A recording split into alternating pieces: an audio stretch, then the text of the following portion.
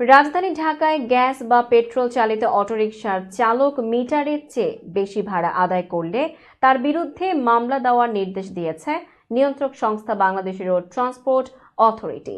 সোমবার ঢাকা মেট্রোপলিটন পুলিশের পুলিশ কমিশনারের কাছে পাঠানো বিআরটিএ পরিচালক শীতাংশু শেখর বিশ্বাসের সই করা এক পত্র থেকে বিষয়টি জানা যায়। এতে বলা হয়েছে, গ্যাস বা পেট্রোল চালিত 4/3 হুইলার অটোরিকশার জন্য সরকার নির্ধারিত মিটারের ভাড়ার হারের অতিরিক্ত ভাড়া আদায়ের অভিযোগের বিষয়ে মামলা রুজু করা নির্দেশক্রমে অনুরোধ করা হলো।